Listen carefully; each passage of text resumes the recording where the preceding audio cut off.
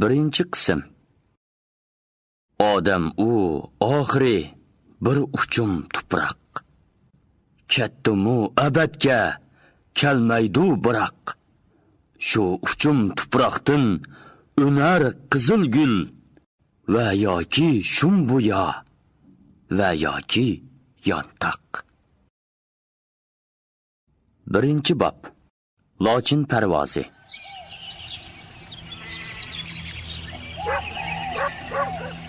10-chi yüzyillikning avvalgi yeri. Kali yeri. Kuz fasli. Atiganlik quyoshning sap, oltindek nuri Qashqar vodisini bezab ko'z chaqatdi. Qaysar Mazmud Muzdog' otining falakka taqashgan hayvatlik oqbosh cho'qqisi tong nurida jalolanib, texmi mag'rur parqiraydi. U kishiga go'yo "Men mushu diyorning xo'jisi ham guvohchisi" degandek maydisini kerib, qaddini tik tutib turadi. Ordu kentning suzuk, poyonsiz osmonida bir lochin parvoz qilmoqda edi. U ostona ustida bir necha qitim aylanib, kun petishdagi tog'lar tarafga qarab uchib ketdi. Nimishqo'du uning bugun atiganki uchishi bo'lakchili sho'x.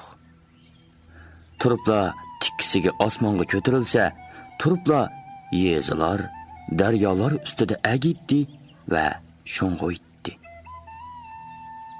U bu erkin parvozi bilan sayrab yangratgan o'tkir ovozi bilan go'yo butkul alni tong xushalliqi bilan tabriklayotgandek, ingrigan jonlarga dilkashlik qilib, uni yayrab erkin parvoz qilishga undayotgandek qiladi. Lochinning parvoziga moslashib madiya o'qiyotgandek qayerdandir qizlarning naqshi ovozi yangradi. Lochin ko'kda o'za yur, ko'rsang-chu adash. Bulut ichra keza yur, ko'rsang-chu adash. Qanot qaqib sayra yur, ko'rsang-chu adash. Lochin bo'lib qo'limga qo'nsang-chu adash. Lochin parvoz qilgunicha kun petish yoqdagi tog' jilg'ilaridan burilib, tuman daryo bilan Qizil daryo orliqini bo'ylab tövatladi. Ana, uning qanotlari taxtida gilamdek go'zal vodilar, yop-yeshil daraxtzorliqlar, büyük baraqson bog'lar yeyilib yotmoqda. Naqshi sadosi go'yo butun vodiga yeyilayotgan quyosh nuridek taralmoqda. Çimen zarda sandulashlar sayraydı. Sayraydı o gül derdide harmaydı. Sayraydı, harmaydı, oynap yayraydı. Sandulaşdek gülümge qonsangchu adash. Naqsha jaranglamoqda. Lochin parvoz qilmoqda. Lochinning qanotlari ostidagi etizlarda, o'stanlarda, cho'llarda subi bilan tang o'rnidan turg'izilgan va amdilikda holsizlanib amgak qilayotgan yerim osh, yerim yalang'och yonchilar aran qimirlashmoqda. Kishining yuragini ezadigan jo'l-jo'l kiyimlik qalandarlar bilan to'sqan mungzor bozorlar amdilatin qizimoqda. Ikki qosniqida nayzi qalqon tutqunicha tik turgan chiriklar saqlayotgan karomat ordu binolari, hashamatlik saroyning qapqilari echilmoqda. Bog'langan yonchilarning boshlarida qamchi o'ynatib ketib borgan otliq yo'g'on qursaqlar qul bozorlarga oldirmoqda. Qizil sirliq qapqilari kech kunduz yepilmaydigan. Qizil mum shamlari bilan xushpuroq ko'jlari hech qachon o'chmaydigan butxonlarda saharda kelib ibodat qilib, tilak tilab tavob qilayotgan quruq ustixon, jo'l-jo'l kiyim ayol bechoralar amdilikda shu kunlik tirikchilik uchun sirtqa oqmoqda. Rastın eytib baqqina baqmamsan manga. Sevinç tumarini taqmamsan manga. Tolun aydek yüzüngni yaqmamsan manga. Kirpikingni yaqilib atsangchu adash. Naqsha jaranglamoqda. Lokin parvoz qilmoqda. U tog'ni bo'ylab naqsha ohangga moslashayotgandek asta tez aylanmoqda.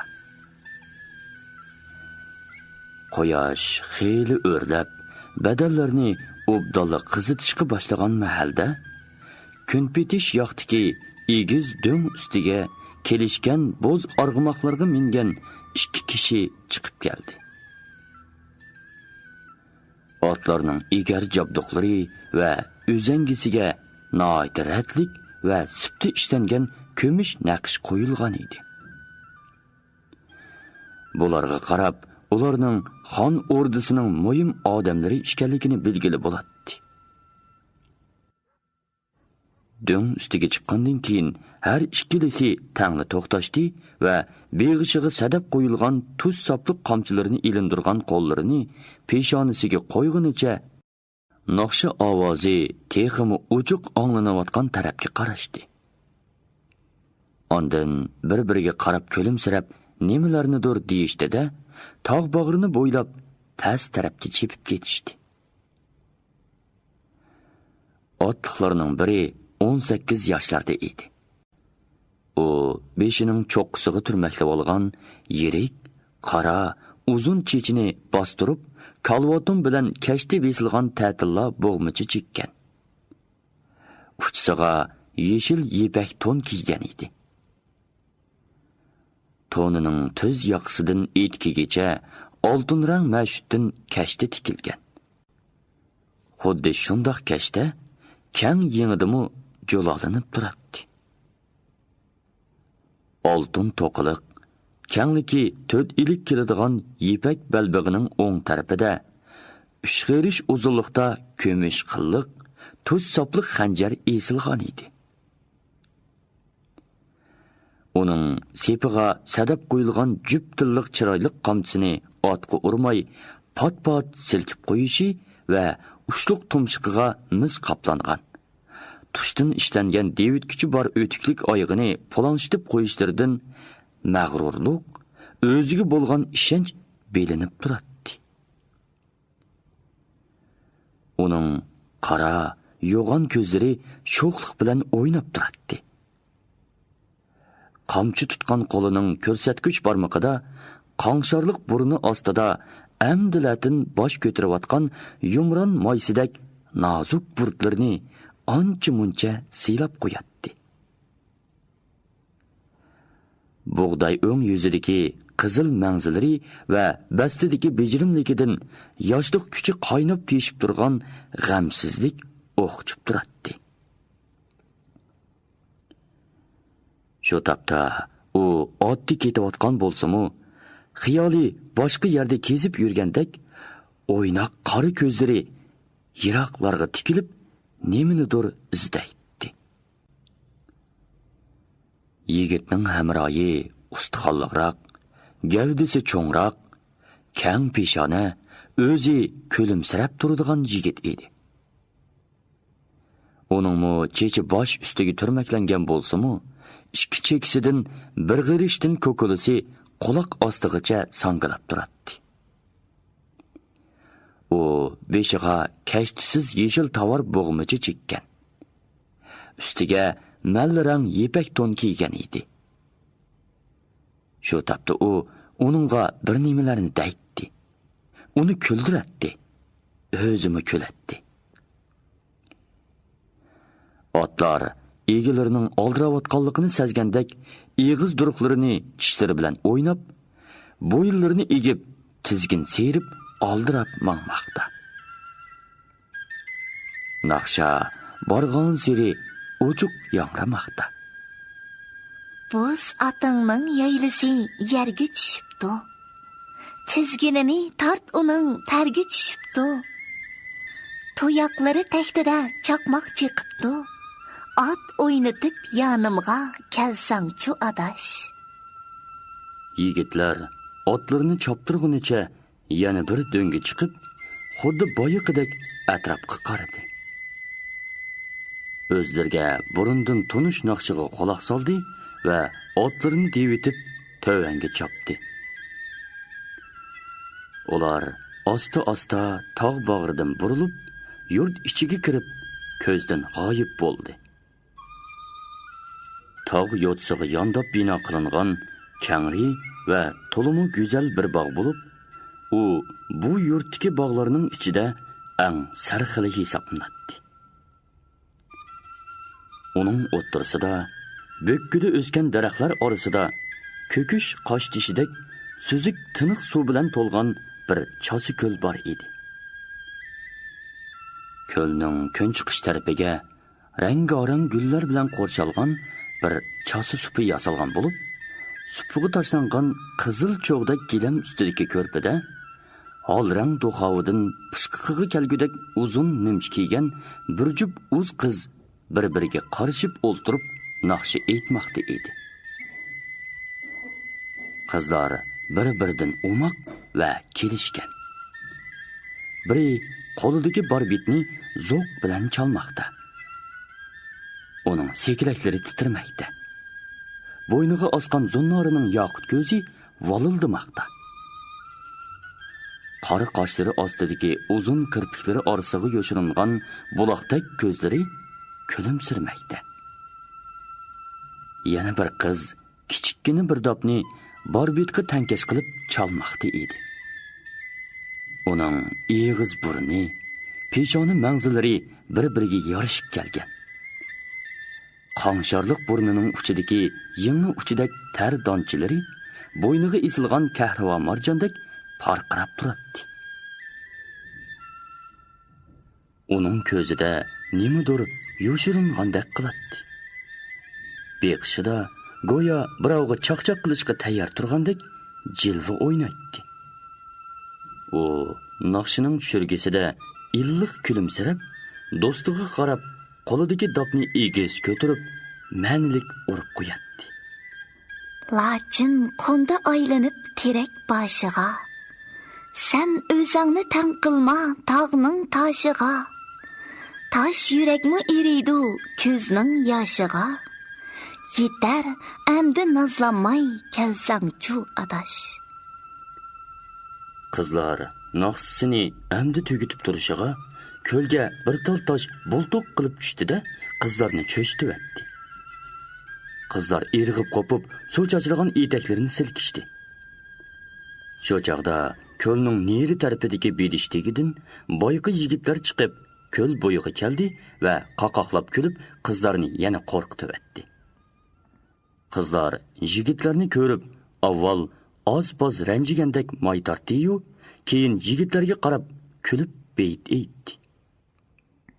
Barbich qiz: "Xan o'g'il bo'lsa shuncha nim bo'ptikan, yigitlar qiz bolaga atmag'ay tash." Dopchi qiz: "Chechitish arslonning ishi emas, kuchi bo'lsa botir bilan sinashqay bosh." Bu kinoylik chaqchaqdan keyin hammaylan qattiq kulib ketishdi. Yigitlar bir-biriga qarab qo'ygandan keyin sadab qamchilik yigit dastlab boshladi. Parilarga tosh atmadoq, attoq sevinch, oy va yulduz bo'lib tikan qo'shmaq adash. Yana bir yigitmi ulab aytdi. Ayvi qilmoq o'z qizlarining ishi emas, Arslonmu yor oldida qo'ydin yavash. Hammaylan yana kulishdi. Yigitlar xushal holda qizlar qishig'i kelib o'ltirishdi. Aydın, mening ismim Sutuqqo. Xan o'g'il demang degan edim. Astin chiqardingizmi, ha? Itingiz Sutuq, buni hamma biladi. Xan o'g'il bo'lgandan keyin baribir xan o'g'ilda. Men agar xan qiz bo'lsam, bo'lmayman. Bo'ldi, Aydin, izzat atmayli qo'ying. Xan qiz bo'lmasangiz, xan kelin. Yo'q, uningda micho'ngraqi xan ag'ichi bo'lasiz tehi. Hammaylan kulib ketishdi. Oydin dopchi qizga ranjigandek qilib uni jaynaklagan bo'ldi va yana yuzini yopgan peti ta'tir burilib o'ltirib oldi. Sutuq yenichi burilib supiga yaqin turgan qamchiguldan bir tal uzibla, uning bilan texichi olqinni yuzidan olmagan Oydinning bo'ynini g'idiqladi. Oydin avval bir qo'li bilan gulni neri ishtirib bo'ynini qochirdi. Sutuq abjil harakat bilan Oydinning qo'l orliqlaridan gulni kirgizib, qizning bo'yni, mangzini g'idiqlavergandan keyin Oydin har ikki qo'lini ishqa silib, burilib gulni tortib oldi va Sutuqni g'idiqlamoq bo'ldi. Sutuq kulib, do'sti Arslanning kayniga o'tib oldi. "Ay, Oydin qiz", dedi Arslan qo'llarini kang yeyib to'sib. "Ish ashundoq. Biri xon, biri xonog'icha, biri kuyug'ul, biri kelin. Ish qilib bir bo'lib o'tadi ekan-da. Mana biz Yulduz bilan ikkaylanmi?" Yulduz tuyuqsizda Arslanni ishtirib etdi. Arslan o'ngdisiga yiqilib tushdi. Qiz sakrab qo'pibla o'rnidan turishga tamshilayotgan Arslanni g'idiqlig'ila boshladi. Arslan g'idiqdan qattiq kulib do'miladi va do'milab supidan tushib ketdi. Boshqalar teliqib kulishgunicha o'ltiraverdi. Ey, tag'am kutib qolmasin. Yuringlar barayliq. Ular qo'zg'alishdi. Oydin barbitni, Yulduz dopni oldi. Ular ikki yiqi bedish bo'lg'achqa kun nuri tushmaydigan, toza, pokiz supurib suv sepilgan yo'l bilan bog'ning tashqarisiga qarab mengishdi. Pishib ketganlikdan sharbati ko'rinib turgan yoqutdek suzuk uzum shingillari, munoqi, bijoqi, sayva, charos, kishmish, qoshqir uzumlar barang tegida sangilab turadi. Oydin bilan Yulduz bedishlikdan chiqqandan keyin kichik eriqdan likkida sakrab o'tib, shaptolliqqa kirdi va Yulduzning qo'lidagi dopning ichiga shaptul uzib selishga boshladi. Yulduz sarg'ayib pishgan cho'ng at shaptollarni uzib, dopga avaylab tizib salmoqda edi. Oydinmi tanlab uzgan bir necha shaptolni akilib dopga soldi. Qizlar shaptolliqdan yo'lga qaytib chiqqanda, Arslan uzum baranglari orasidan chiqib, bir necha shingil uzumni shaptollarning ustiga avaylab qo'ydi. Ular ozroq mangandan keyin Oydinning chiroyini ko'zitib kelayotgan Yulduz, "Voy, xon o'g'il nagimi oldi?" Arslan endi javob berishga tamshilib edi, bir tup cho'ng anjur daraxtigidan Sutuq chiqdi. U qo'l yog'liqidagi anjurlarni qo'ydigan yer topolmay, bir nechini shaptol va uzumlar qo'yilgan dop ustiga qo'ygan bo'lsa-mu, baribir sig'may qoldi. Mangla, dop sig'masa qo'rsoq sig'ar. Ular kulishgunicha anjurlarni ig'izlariga soldi. Ularning siyoqidan yavatgan anjurlarining kishiga huzur bergidek shirinligi bilinib turadi. Ular anjurning tatliq, shirin bo'lishi haqida so'zlashgach menib, bog'dan chiqishdi. Bog' oldidagi dugulak o'yla Botur tog'ining o'ylisi edi. O'ylining o'ng tarafida peshoyvonliq bir necha eg'iz uy bo'lib, o'ylining bog' tarafiga qarab ketgan kichik bir eriqda baldak suzuk suv ikkili tarafi chim qoplangan qirg'oqni so'yib, shildirlab eqib turadi. Peshoyvonliq uylar oldidagi saynoning eriq bo'yiga yaqin burjikidagi supiga nemkashrak gilam silingan bo'lib, supining bir burjiki yo'g'on bir tup chinorga taqalgan edi.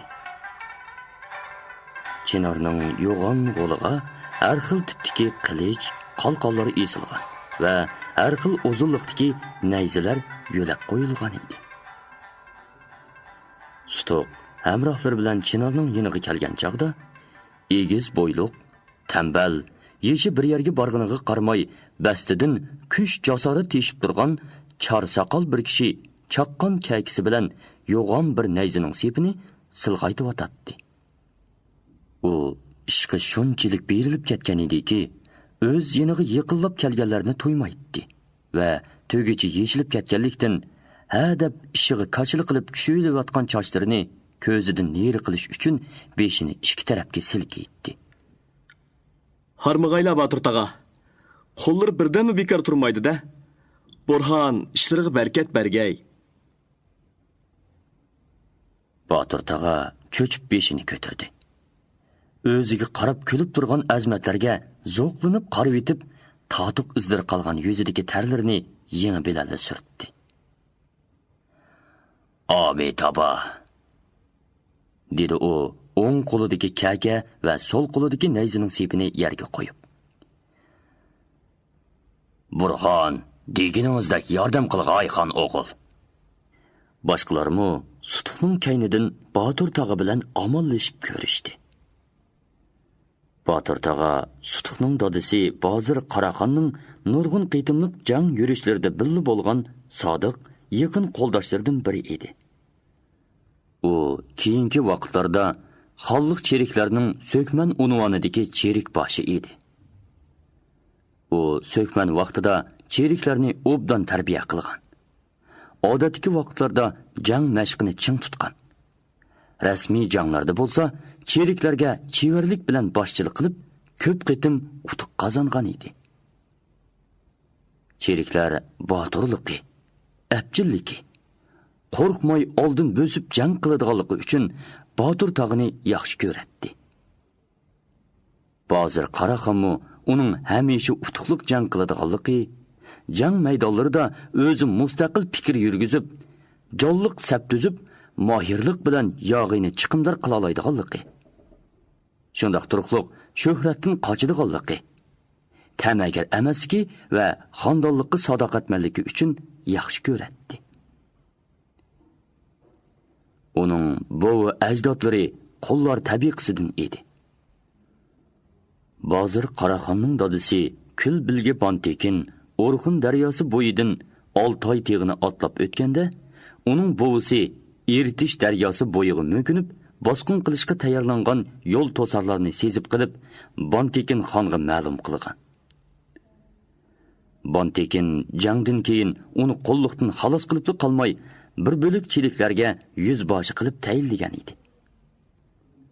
Uning dadisi bo'lsa, Batur tağı texi kichikidila Bozir Qaraqonning eng qaysar cherik mingboshlaridan biri edi. Keyin uning dadisi yoshinib, chiriklik ishidan qilib, xon tarafidan tarkan qilib tayinlangan. Batur tag'ining hayoti xon chiriklari qatorida o'tganiga va bora-bora orduga yiqilishib, xon jamatlari bilan birga bo'lganiga qarmay, zotidan tortib ilib kelgan tarbiya va go'dakligida singib ketgan yo'qsullarga moyillik hissiyoti uning ko'nglidan ko'tarilmagan edi. Shunga u o'z imkoniyati yor bergan doirada har qancha chiqimdor bo'lgan jangdan keyinmi chiriklarini yog'iy tarafning chirik va puhrolarini bulon-talon qilishga qo'ymaydi. Tinch, omonlik sharoitlarda yo'qsullarga qo'lidan kelishicha g'amxo'rlik qilib qolmay, boy to'rilarning zulm salg'inini ko'rsala cheklaydi. Onglisa to'suydi. Shunga puhrolar orasida uning nomi izzatlik, o'zi obro'yliq edi. Mushu sababdan ordu ichi va sirtidagi bir bo'lik yuqori tabaqadagilar, amaldorlar uni yoqtirmay o'sh ko'ratdi. Fursat topsala uni chatga qoqatdi. Batur tağı bularni bilatdi. Umu epi kelsalar heliqidaklar bilan elishib turatdi. Bozir Qaraqon hokimiyatining keyingi davrlarida yuqori tabaqadagi oshko'z, porxo'r, bulonchi amaldorlar davlatning ba'zi muhim huquqini asta-asta egallab olishdi. Yurtda zo'ravonlik texmi kuchaydi. Orada atrofidagi buzuqchilik avib, amaldorlarning yurtga solgan olvon siliqlari ko'payib ketdi. Ular yetmaginiga davlatning pul ombiriga qo'l so'zdigan darajaga yetishdi. vayronchilik hammali yerda ko'zga chiliqib turadigan bo'lib qoldi. Bozir Qaraxon bu mezgillarda eg'ir og'riq tufaylidan zaiflashib ketgan.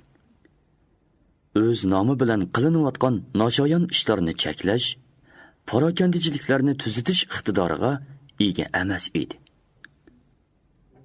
Elning zori, davlatning ahvoli, ordining ishlari uningga tuz to'g'ri yetkazilmaydi. Xonning atrofini fitnaxo'rlar, hasadxo'rlar, ko'ngli qora cheqimchilar qo'rchib olgan edi. Bu munofiqlarcha ish qilayotgan bir to'p kishilarning kaynida Bozir Qaraxonning dodi bir aksi. Talosda ordusi bor o'g'ilchaq Bug'raxon yiroqdan himoya bo'lib turadi. Shundoq bo'lganlikdan ular o'zining gunohli xiyollarini bahuzur ishga oshirib atadi. Shuning bilan bir qism ordu o'gilari ordidan haydalishga, ishdan chatlatilishga uchirdi. Botir tog'imi chatga tepilgan chirik boshilarining birisi edi. Bozir Qaraxon o'lganda an'ana bo'yicha va xonning vasiyatiga asosan Qaraxon bo'lishga tegishli sutuq texi kichik edi. Bu Qaraxon kul bilgi Bontekindan boshlab qurilgan Bozir Qaraxon ordusi ichidagi 3 kishilik Uyg'urish kengashi qaror chiqarishdan ilgarila O'g'ilchaq Bug'raxonning Talosdagi ordu Uyg'urish kengashi uni Qaraxon deb e'lon qildi. Lekin O'g'ilchaq Bug'raxonning ko'nglini yerolmay e'lon qilingan bu qaror eng avval Talos, ondan Ispijab, muhimi Qo'z ordu Balosag'un qatorliq muhim rayonlarning qarshiligiga uchirdi. Talosdagi Uyg'urish kengashi qaytadan O'g'ilchaq Bug'raxonning ma'qulligini elib, Sutuqning Qaraxon bo'ladiganligini, ammo u balog'atga yetib hukm yurgizguchi bo'lgan vaqtda O'g'ilchaq Bug'raxon vaqtliq Qaraxon bo'lib turadiganligini e'lon qilishga majbur bo'ldi. Lekin uning Bug'raxon unvoni Qaraxonlikqa ko'tarilmadi. Bu qarorda O'g'ilchaq Bug'raxonning qanchalik vaqt Qaraxon bo'lib turadiganligi, Sutuqning qaysi vaqtda balog'atga yetgan deb hisoblanishi aytilmagan bo'lsa-mu, Qaraxonlar davlati ichidagi ziddiyat va ittifoqsizlik besildi. O'g'ilchaq Bug'raxon umumiy qarshilik tufaylidirla bu qarorga ma'qul bo'lgan va e'lon qilgan bo'lsa-mu, ko'nglida g'um saqlanib turaverdi. Qaraxoniylarning xonlik tuzumida Qaraxon otilishda eng oliy hukmdorlik ma'nisiga ega edi. U o'zining yo'lida to'g'ri turib olgan xon jamiyatining va ondan kelgusida bosh ko'taradigan Sutuqning qarshiligini bir yo'li sundirib, bir chalmida ikki paxtak yiqitmoqchi bo'lib, ikki ahmoqona ishni qildi. Talosdan Bozir Ariston Qaraxon ordusi joylashgan Balosag'unga xufiyona jasus avatib, o'zining Ariston Qaraxon e'lon qilinishiga dastlab qarshi chiqqan Bozir Ariston Qaraxon ordusidagi eng obro'li 3 kishi Uyg'urish kengashining a'zolari bo'lgan Yo'g'urish, Yobg'u, Toksillarni bir kechida o'ldirib atdi. Ondan bu suiqasdni uyushtiruvchilarga jazo yurish qilishni e'lon qilib, No'ruz oyining oxirida Samoniylarning xoni Ismoil ibn Ahmadga jang qilish taklifi avatdi. Balosag'ulluqlar 3 kishilik Uyg'urish kengashidagi Yo'g'urish, Yobg'u, Toksillarning qandoq o'lganligi to'g'riliq g'ul-g'ulida bo'lishayotganida O'g'ilchaq Bug'raxon bilan Ismoil ibn Ahmad o'ttirsida jang boshlanganligi to'g'risidagi xabar yetib kelib, g'ul-g'ullarni gumonni besib ketdi. Qaraxoniylar elining diqqatini chalg'itish bilan tang o'zining hammaga qodir ekanligini namoyish qilib, Sutuqni Ariston Qaraxonlikdan mahrum qilishga qaratilgan bu jang oldirab-soldirab qilinganlikdan va O'g'ilchaq Bug'raxonning Talosdagi oz chiriklariga tayanganlikdan natija agir to'qmoqqa do'na hisob degandek tamomlandi. Niyati durust bo'lmagan O'g'ilchaq Bug'raxon qattiq yengildi. uning talasqa chekinish yo'limi o'zib tashinib, shaharga kirolmadi. Shuning bilan talas fuqarosidan 15 ming odam İsmoil ibn Ahmadga asir hisobida qul bo'lib elib ketildi. Bu asirlarning ichida O'g'ilchoq Bug'raxonning xotinimi bor edi. O'g'ilchoq Bug'raxon qo'z urdi bolasog'unga chekinib keldi. Vatvariga chiqib ketgan O'g'ilchoq Bug'raxonni bolasog'unliklar har holda hurmatini qilib, sheriklariga osh berib qarshi olgan edi. Lekin yo'sin odatni bahona qilib, O'g'ilchoq Bug'raxonning Sutuqning onasi, inisining xotiniga o'ylanishi uning asli niyatini xeyli zo'r darajada oshkorlab qo'ydi. U bir necha qitimliq so'rinlarda Sutuqning Qaraxonlik o'rniga boshqacha niyatda bo'lmaydiganligini e'lon qilgan bo'lsa-mu, elning royi uningdan yenib, ko'ngli sovib ketgan edi. O'g'ilchoq Bug'raxon asta-asta sassimu, baribir o'rda ichidagi oz bir qism amaldorlar bilanla ish bitmaydiganligini. Uning atrofidagi bir to'p g'ujmak to'rilarning pichir-pichirlaridan adolat, el royi kuchlikroq ishkanligini sezdi. Shuning bilan u xon jamiyatining o'ziga sodiq bir qismini, o'rda ichidagi hamtovoq to'rilarni va o'ziga agishadigan cheriklarni elib, bolasog'undan o'rda kent Qashqarga ko'chdi. O'zining ordisini vaqtincha Qashqarda quradiganligini e'lon qildi. Tabiiyki, bu ko'chishda Sutuqni onasi bilan birga elib ketdi. O'g'ilchoq Bug'raxonga oid bu bir qator o'yinlarning hammasini Botir tog'a ko'rib, bilib turadi. Lekin u sukut qiladi. Bunda qilishida yanada Sutuqni va uning kelgusini ko'zda tutadi. Marhum Bozir Qaraxon vafoti oldidan Botir tog'ini chaqirib,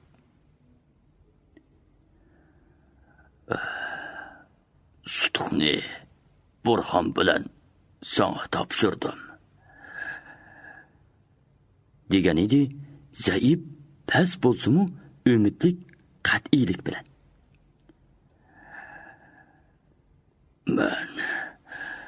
Men o'lsam, akam uningga kun bermaydi.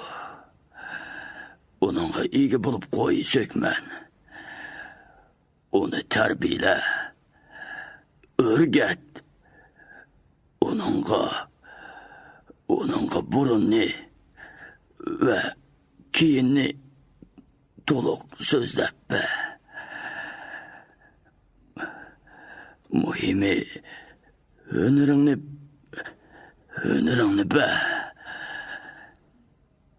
Botir tog'a va'da bergan va Sakyamonining kichikkina butini shepi keltirib qasam qilgan edi. Mana, oradan 8 yil o'tdi. Botir tog'a va'dasiga asosan Sutuqqa o'rgatdi. Mahoratini, hunarini, aqlini berdi. Ziyrak Sutuq teg'i bir muncha jang mahoratida Botir tog'ini hayron qoldirib, boshqacha hujum qilish va yangicha mudofaa qilish usullarini topgan edi.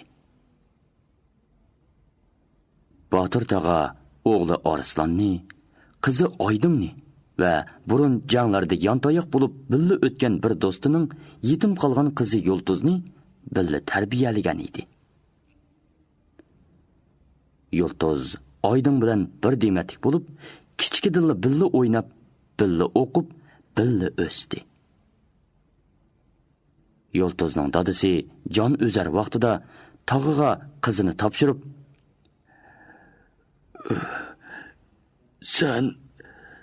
sen bu qizim yetimsirmaydi. Mening ko'zim o'chib ketmaydi degan edi.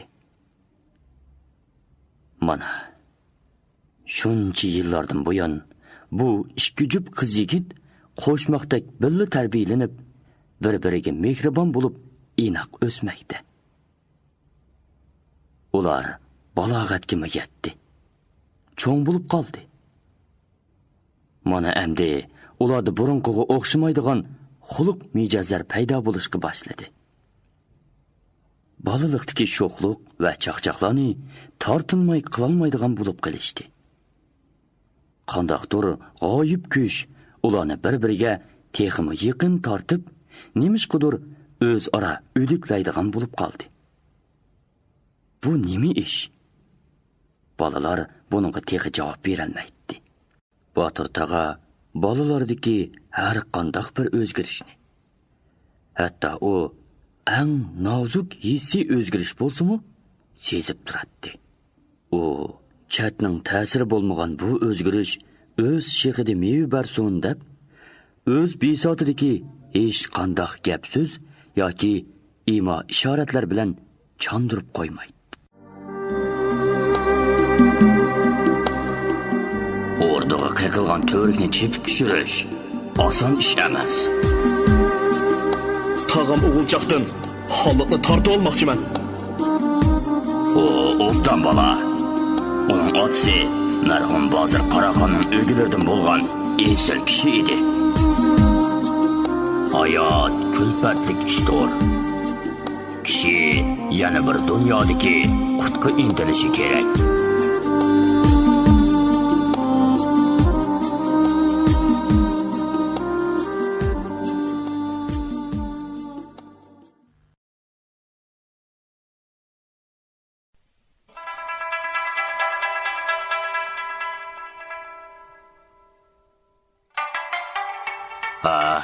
Kelinglar. Dunyoda jim turadigan bir narsa yo'q. U qo'lidagi nayzini chinarga yo'lab qo'yib, sutuqqa qarab so'zini davom qildi. Mao chinar jim turibdimi?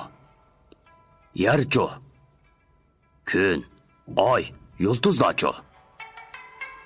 Ularning hech qaysi jim emas. Odam texmi jim turolmaydi-da. Jim bo'lganda o'ladi. Har qanday narsa o'lganda ondan jim bo'ladi. Aha, qani, o'tiringlar. Yulduz yugurib kirib ketib, uydan xeyli cho'ng bir misligan ilib chiqdi. Dobdiki mevini eriqda yuyib kelib, leganga silib, supig'i qo'ydi. Sutuqning yog'lig'idagi anjirni yuyib kelib, leganga tizdi. Balalar Botir tog'ining ikki yenida o'ltirishdi. To'g'ri aytdingiz tog'a. Odam jim turmaydi. Men cho'ngroq harakat qilay deyman. Hammaylar sutuqqa tikilishdi. Tog'i bo'lsa, sutuqning nima demakchiligini biladi. Shundaqdimi u sinab so'radi. Qandoq cho'ngroq harakat u o'g'lim? Bu nima deganingiz? Tog'am o'g'ilchaqdan holatni tortib olmoqchiman. Sutuqning salmoq bilan aytilgan bu so'zidan uning qat'iy niyatga kelganligi ro'shan ko'rinib turadi. Bolalar jiddiy qiyofatda bir-biriga qarashdi. Yulduz Oydinga bir nima demoqchi edi. Oydin Yulduzning peshini tortib qo'ydi. Tortib olmoqchiman. Tortib olmasam o o'zigidan bermaydi. 16 yaşımda berish kerak edi, bermedi. 18 ga kirdim, yana bermasa. Ko'rdinglar-ku, elning xarablashgan holini. Yot-yog'iyning bo'zaq qilishiga yana chidab turaveramizmi? Bo'g'illarimiz ming bir mushaqqatlar bilan barpo qilgan xonadonlik tog'amning kasofatidan bo'linib ketsinmi? So'zingiz to'g'ri, o'g'lim Sutuq, dedi Botir tog'a o'ng qo'lining ko'rsatkich barmog'i bilan soqolini tatlab. Men sizdan bu so'zni xeylidan beri kutgan edim. Xalliqni qo'lingizga ilish kerak edi. Barmasa, siz degandek tortib ilish kerak. Ammo texi vaqti kelmadi. Sizning aytib berganlaringizni onamning og'zidan angladim. Uning qiz o'rda balasag'indagi chaqdila qari xalqini men topshirmoqchi bo'lganligi haqida xon jamiyatidagilarga va butkul elgibarga va'dasi nakatdi. Qachongacha kutaman? Vaqt o'z kelib beramdi. Sutuq o'rnidan qopdi.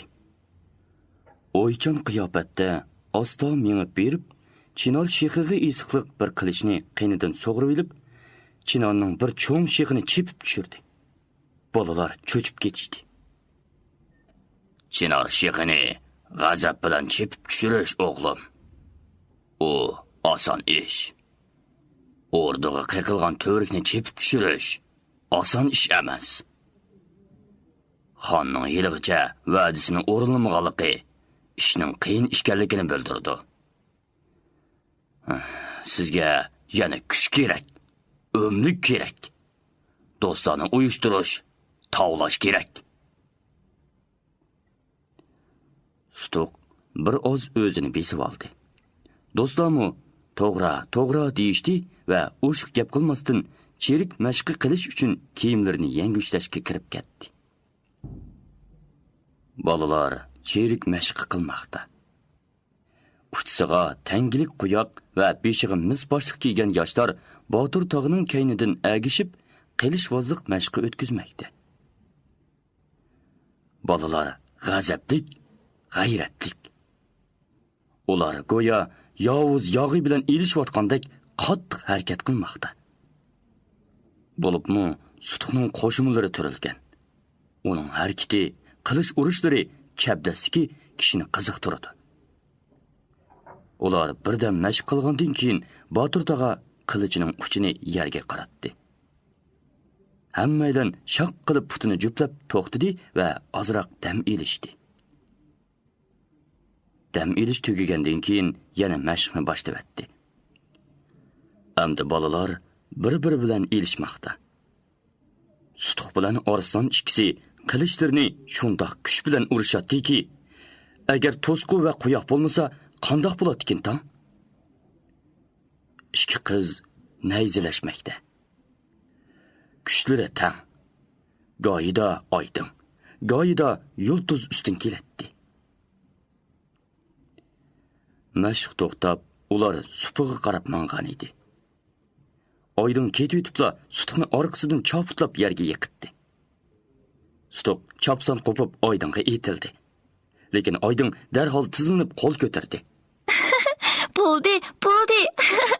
Atik xon boshchim bir qo'shiq qinimni qoldirg'ayla. Orqadan kelib chopitilsa, yiqilmaydigan kim bor deysiz? Xon o'g'ilning hamisha oldi orqasiga paxas bo'lib yurishi uchun bir qitim chopitlab qo'ydim. Ular kula iriqda qo'l yuyishdi. Bir-biriga suv ichib o'ynashdi. Keyin supuga kelib legandagi meyvelarni ishtaha bilan yeyishga boshladi. Bolalar. O'tgan qitim gapini qilishgan, o'rda o'qilga yangi kirgan bola bilan obdan tanishib olinglar. O obdan bola. Uning otasi marhum Bozir Qaraxonning o'g'ilaridan bo'lgan esil kishi edi. Uni bola chog'ida o'rda emas, al ichidimi hamma kishi obdan ko'ratdi. Bola otining izini besish kerak. Biz uni bilan tanishdik. Iti ilik ishkan. O'zim siz degandek bola sog'liqman deydi.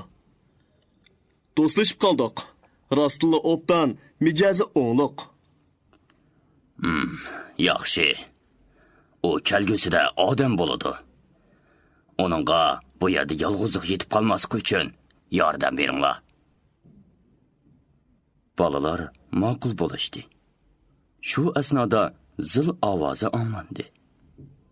Ular ibodat qilish uchun Botur tog'ining but qo'yilgan uyiga qarab minishdi.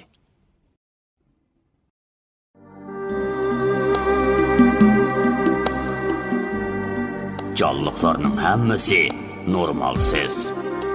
O'zidan tashqari hamda azob ichida bo'ladi. O'z olasining o'tmishdagi ishlarini bilmasam, bugungi ishlarini bilmaysan.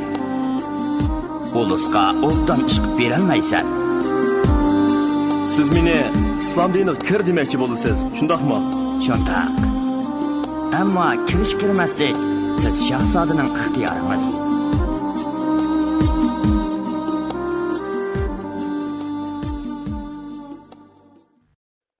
İrpon elektron şirketi turlik lug'atlarni chiqarib til boyligingizni oshiribla qolmay, bu xil asarlar bilan odam bo'lishning epini o'gitib, dil boyligingizni ovundirmoqchi.